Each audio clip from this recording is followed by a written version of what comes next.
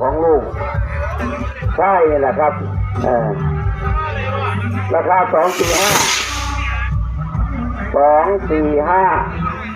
เรวิการถตู้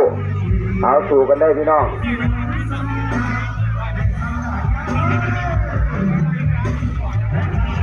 เอาบังไฟล้านก่อนจูบไปเรื่อยกับบังไฟล้านวันนี้บังไฟล้านหลายพี่น้องสังเกตมึงหัวหน้าใหญ่คนนั่งเขาจูบเด่นอย่างเดียว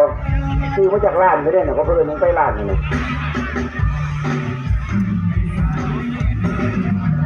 ครับขอดีนะครับทุกท่านทุกคนนะครับทุกใครพี่น้องมาหอดมาถึงแล้วมาตากแดดทั้งกันนะครับแต่ก่อนผมนี่ว่าผมว่าลูกเจ๊เกิดหน้าขาวก็ขาวเขาล้อมอยู่ทุกมือหน้าแดงเขาแล้วผมรักคนเดียน้ำยัง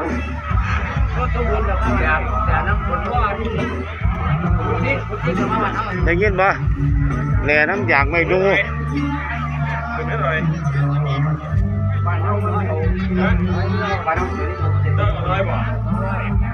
เขาจีบงานนะครับพร้อมเอาพร้อมเลยกรรมการเอวิการถตู้ราคา245พร้อมเอาอะไรเนี่ยอาจจะมีการรถตู้245พร้อม1 2ต่อครับ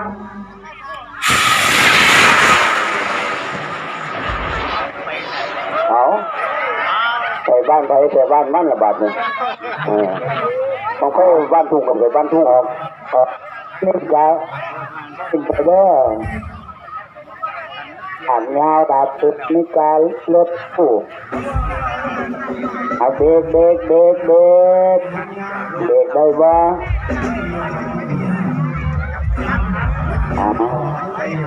เริ่มเบรกเริ่มบานจะวัดไปว่าสูงเด้อ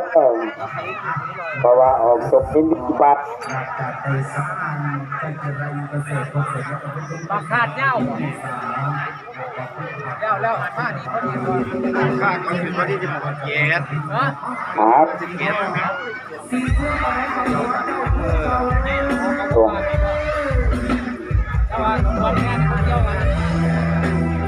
ฮัลโหลคือตั้งวันหลายๆมาเด้อ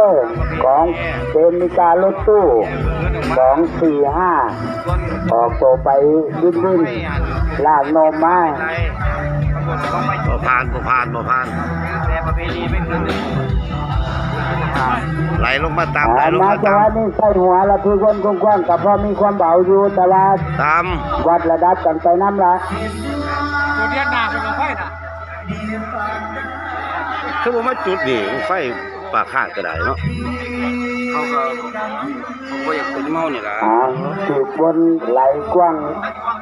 เลยพี่น้องของเป็นมิการถตู้บ่ผ่านพี่น้องบ่ผ่านหรอกบ่ผ่านไปบ่ได้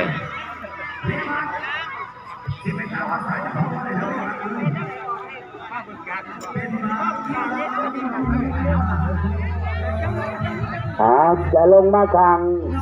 ขาวกันใหญ่ได้พี่น้องเด้อ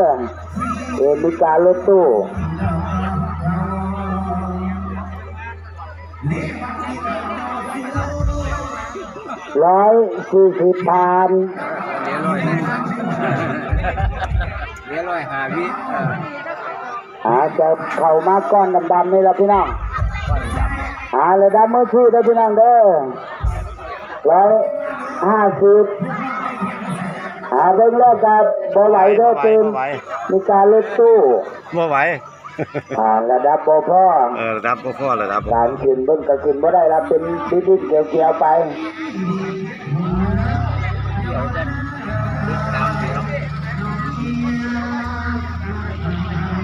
ระดับมือชื่อนี่แหละพี่น้องตามลงมาเดี๋ยวครับฮัลโหล180 180วินาทีเอากันนะครับเอวิการถตู้นะครับราคาออกมาแล้วพี่น้อง180เนาะเอาปั๊มต่อไปนะครับทางนี้ก็พร้อมออกมาเลยหมอลำกับพ่อหมอลำเที่ยงร้อนเที่ยงหนาวเที่ยงเย็นอยู่ทุกคนนั่นแหละ บรรดาเสี้ยนบังไฟ เมื่อนี้มีหลายหม่องหลายที่เสี้ยนอาจจะบางตาจักหน่อย อาจจะบางหน้าบางตา เบิดนัดบ่เบิดอ่ะ ฮะ เขาจะเห็นบ่เบิดอ่ะ สิแม่นบ่รู้เด้มันบ่บอกเด้